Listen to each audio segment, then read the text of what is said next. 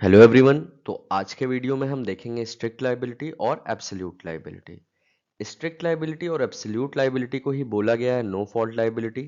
कुछ सिचुएशन में पर्सन को लायबल कर दिया जाता है जब उसका कोई इल इंटेंशन नहीं होता है और ना ही वो नेग्लिजेंट होता है। पर्सन की कोई फॉल्ट नहीं होती है तब भी उसे लायबल कर दिया जाता है, इसलिए कहा जाता है no fault liability. Rylands versus Fletcher के केस में आया है स्ट्रिक्ट लायबिलिटी का रूल, और MC Mehta versus union India में दिया गया है एब्सोल्यूट लायबिलिटी का रूल। एक्स्ट्राऑर्डिनरी रिस्क इतना होता है इन केसों में कि कोर्ट को स्ट्रिक्ट लायबिलिटी और एब्सोल्यूट लायबिलिटी जैसे मेथड्स इंपोज करने पड़े। तो देखते हैं कि क्या जरूरत पड़ गई कोर्ट को ऐसे मेथड्स इंपोज करने के। सबसे पहले शुरू करते हैं स्ट्रिक्ट लायबिलिटी से। तो स्ट्रिक्ट लायबिलिटी में क्या होता है? स्ट्रिक्ट लायबिलिटी में डिफेंडेंट को लायबल करा जाता है ऐसे हार्म के लिए, ऐसे एक्ट्स के लिए जब डिफेंडेंट ना तो नेग्लिजेंट होता है ना उसका कोई इंटेंशन होता है उस हार्म को कॉज करने का। तो इसको समझते हैं एक केस लॉ से जिसमें स्ट्रिक्ट लायबिलिटी का रूल आया था। इस केस का नाम है रायलैंड वर्सेस फ्लेचर। तो चलिए इसके फैक्ट्स देखते हैं। तो यहाँ पर क्या होता है, एक रिजर्वायर होता है जो डिफेंडेंट ने कंस्ट्रक्ट कराया होता है। सपोज करिए कि ये आपका रिजर्वायर है, ठीक। और ये कंस्ट्रक्शन किससे होता है? इंडिपेंडेंट कॉन्ट्रैक्टर के थ्रू होता है, ठीक है। यहां पर क्या होती है, अनयूज्ड शैफ्ट्स होते हैं, ठीक है। अब ये शैफ्ट्स क्या होते हैं? तो शैफ्ट्स नैरो पैसेज होते हैं, ठीक है। ये नैरो पैसेज होते हैं, इससे या तो इंसान को पहले के ज़माने में ट्रैवल किया जाता था या तो फूड को ट्रांसफ़र करने के लिए। तो इन्हें हम शैफ्ट्स बोलते हैं, नैरो पैसेज को, ठीक है। तो ये क्या हो रहे थे, ये जा रहे थे आपके प्लेंटिफ के माइंस तक, ठीक। यहां पर मान लीजिए कि प्लेंटिफ की माइन थी, ठीक है। तो क्या हुआ, यहां पर जब वाटर भरा गया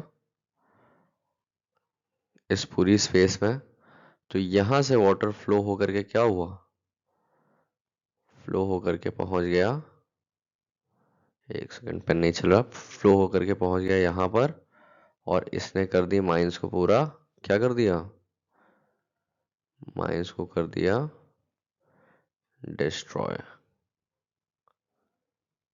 ठीक है। फैक्ट समझ में आ गया। क्या थे, डिफेंडेंट ने एक रिजर्वायर कंस्ट्रक्ट कराया, किससे? ये हमारा डिफेंडेंट था, किससे कराया? इंडिपेंडेंट कॉन्ट्रैक्टर के थ्रू। और यहाँ पे अनयूज शैफ्ट्स थी, तो जब वाटर इसमें भरा गया तो वाटर यहाँ से ट्रैवल करके प्लेंटिफ के माइंस में पहुंच गया और यहाँ पर पूरी माइंस को डिस्ट्रॉय कर दिया, ठीक है। तो यहाँ पर अब जो हमारा डिफेंडेंट था, राइलेंड था, इसको वाइकेरियसली लाइबल तो नहीं करा जा सकता था, ठीक है, क्योंकि इंडिपेंडेंट कॉन्ट्रैक्टर ने करा था काम इस पे। तो क्या हुआ, डिफेंडेंट को लाइबल करा गया on basis of strict liability. यहां पर जस्टिस ब्लैकबर्न ने बोला कि अगर कोई इंसान कोई ऐसी चीज लाता है जो एस्केप हो सकती है, किसी भी तरह का मिसचिफ या डैमेज कॉज कर सकती है, तो वो इंसान लाइबल होगा उस डैमेज के लिए जो उस चीज के एस्केप होने से हुई है। मतलब यहाँ पर जो डैमेज हो रहा है डेंजरस थिंग के एस्केप होने से, उसके लिए वो एब्सोल्युटली लाइबल होगा, ठीक है। ये आपको समझ में आ गया, फैक्ट समझ में आ गया। नोट्स बनाने के लिए ये सारे पॉइंट्स हैं, आप इनको पढ़ सकते हैं। सेम वही चीज़ है जो हमने आपको एक्सप्लेन करी है, ठीक है। आगे बढ़ते हैं, एसेंशियल्स देखते हैं क्या है स्ट्रिक्ट लाइबिलिटी के।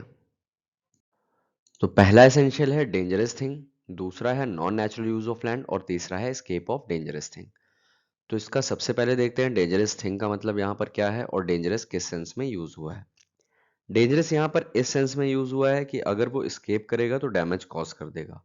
इस रूल का एप्लीकेशन कहाँ कहाँ है? Water, gas, electricity, fumes, explosive वगैरह में, या चीजें जो सेम काइंड की हैं। यहाँ पर पर्सन की लायबिलिटी होगी चाहे वो ओनर हो या नहीं। ओनरशिप से यहाँ पर कोई मतलब नहीं है, बस एक चीज देखी जाएगी कि डिफेंडेंट के कंट्रोल से वो डेंजरस थिंग स्केप होनी चाहिए, ठीक है, ये था आपका डेंजरस थिंग। सेकंड देखते हैं non natural use of land. इसका क्या मतलब है? Non natural use of land का मतलब होता है कुछ ऐसा यूज करना लैंड का जिससे दूसरों का डेंजर, आसपास के लोगों का डेंजर जो है वो बढ़ जाए। तो इसको केस लॉ से समझते हैं। सबसे पहला क्या है? TC Balakrishnan versus TR Subramanian. इसमें क्या हुआ? इसमें कोर्ट ने बोला कि एक्सप्लोजिव्स ओपन ग्राउंड में रखना फेस्टिवल के टाइम पे भी non natural use of land है। Non natural use of land क्यों है? क्योंकि वो आसपास के लोगों का डेंजर बढ़ा देता है कि अगर एक्सप्लोजिव्स में फायर कैच होती है या फायर पकड़ता है तो उससे एक्सप्लोजन ज़्यादा बड़ा हो सकता है। ठीक है। सेकंड केस है हमारा सोचाकी वर्सेस सास। इसमें बोला गया कि फायर प्लेस घर पे रखना ऑर्डिनरी और नेचुरल यूज है। जैसे ठंडी जगह होती हैं तो वहाँ पे एक फायर प्लेस होती है जहाँ पर फायर जलाकर लोग आग वगैरह तापते हैं, वैसा ही जैसे ठंडी में इंडिया में भी होता है। तो इसके फैक्ट्स क्या थे? डिफेंडेंट रेंट पे रहता था क्लेमेंट के घर पे। ठीक है, उसने अपने रूम में आग वगैरह जलाई या फायर प्लेस थी वहां पे, उसने क्या करा, फायर जला के छोड़ दिया और उसमें से एक स्पार्क निकला और रूम में उसने उस स्पार्क की वजह से रूम में जो है आग लग गई। ठीक है, तो क्लेमेंट सू करता है on the basis of strict liability. और fact somewhat Ryland versus Fletcher के जैसे थे कि क्लेमेंट को जो है वो डैमेज हुआ था। तो कोर्ट ने यहाँ पर बोला कि फायर प्लेस घर पे रखना क्या है? नेचुरल यूज ऑफ लैंड है, और ये किसमें? Non natural use of land में नहीं आएगा, क्योंकि ठंडी जगहों पे घर में जनरली फायर प्लेस होती है और ठंडी में वैसे भी लोग आग वगैरह तापते हैं। ठीक है, तो उससे अगर आग पकड़ती है तो वो non natural use of land में नहीं आएगी, और वो आएगी किसमें? नेचुरल यूज ऑफ लैंड में, ऑर्डिनरी यूज ऑफ लैंड में। ठीक है। नेक्स्ट है हमारा स्केप ऑफ डेंजरस थिंग। मतलब जो डेंजरस थिंग है वो स्केप होनी चाहिए। एक केस है इसमें, सबसे पहला चीटर वर्सेस कैटर। यहाँ पर एक फील्ड से कुछ ब्रांचेस जो हैं वो नेबर के लैंड पे जा रही होती हैं। ठीक है, बाउंड्री से बाहर लटकी होती हैं, जैसे देखते होंगे आप पेड़ वगैरह होते हैं, और ब्रांचेस जो हैं वो घर से या फील्ड से बाहर निकलती होती हैं, दूसरे के एरिया में जाती हैं। तो जो केटल नेबर के लैंड पे होती है वो ऐसी ही ब्रांच में से लीव्स खा लेती है, और वो जो लीव्स होती हैं वो पॉइजनस होती हैं और उससे उसकी डेथ हो जाती है। तो कोर्ट ने यहाँ पर बोला कि ये स्केप है डेंजरस थिंग का, क्योंकि जो डेंजरस थिंग है वो क्या है? वो बाहर आ रहा था। ठीक है। सेकंड केस है आपका read versus Lions and company. इसमें क्या होता है? यहाँ पर प्लेंटिफ जो है डिफेंडेंट के एम्यूनेशन फैक्ट्री में एम्प्लॉयड था। जब वो कोई ड्यूटी कर रहा था तब उसी प्रेमाइस में एक एक्सप्लोजन होता है और उससे प्लेंटिफ को हार्म हो जाता है। अब क्योंकि शेल उसी प्रेमाइस में एक्सप्लोड करती है, ठीक है, सपोज करिए कि इस केस में क्या हो रहा था? Wait a second. इस केस में क्या हो रहा था कि ये बाउंड्री है, तो यहाँ से जो लीव्स थी वो इमर्ज होके बाहर जा रही थी। ठीक है, यहाँ पे क्या हुआ कि यही प्रेमाइस था, जो कुछ हुआ इस प्रेमाइस के अंदर हुआ। Getting it? और यहाँ पर स्केप नहीं था, प्रेमाइस के अंदर एक्सप्लोजन होता है। ठीक है, तो यहाँ पर क्या बोला गया? यहाँ पर बोला गया कि यहाँ पे स्केप नहीं हुआ डेंजरस थिंग का, इसलिए ये कवर नहीं होगा किसमें? स्ट्रिक्ट लाइबिलिटी में, और यहाँ पर डिफेंडेंट को लाइबल नहीं करा गया था। ठीक है, क्लियर हो गया दोनों केस में। इसमें ब्रांचेस बाहर निकल रही थी और इसमें जो एक्सप्लोजन हुआ वो प्रेमाइस के अंदर ही था। तो जो डेंजरस थिंग थी उसका स्केप नहीं हुआ, इसलिए जो है लाइबल नहीं करा गया डिफेंडेंट को। क्लियर? चलिए आगे देखते हैं। तो एक्सेप्शंस देखते हैं राइलेंड्स रूल के।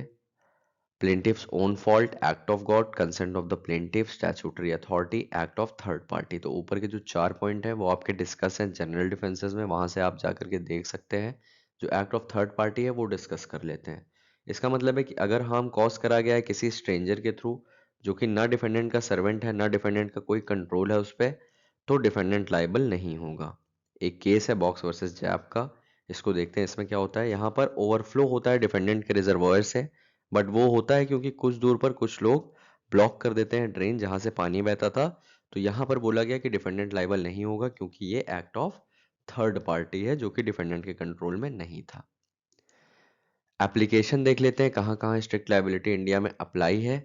लेकिन जितना भी एप्लीकेशन है स्ट्रिक्ट लाइबिलिटी का, कुछ ना कुछ मॉडिफिकेशंस उसमें हैं।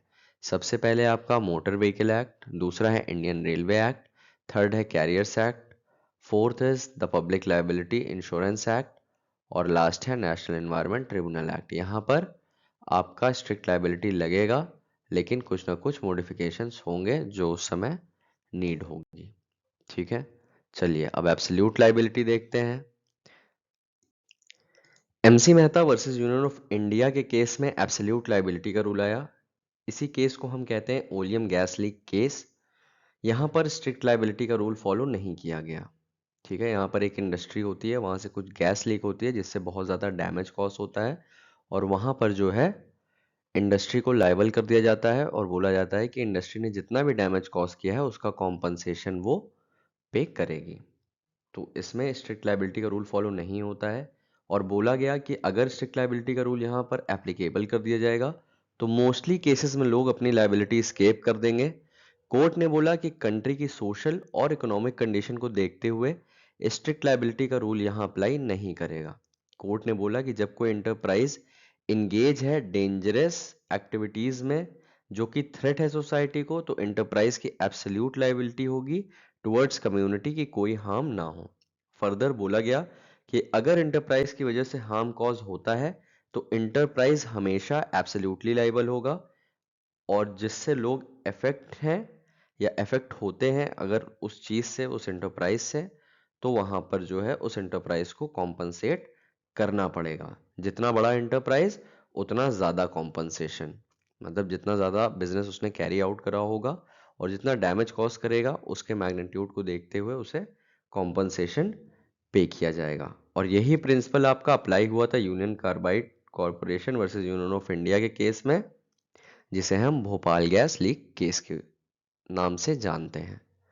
तो ये फैक्ट्स थे आपके एब्सोल्यूट लायबिलिटी के। होप आपको वीडियो क्लियर होगा। मिलते हैं अगले वीडियो में।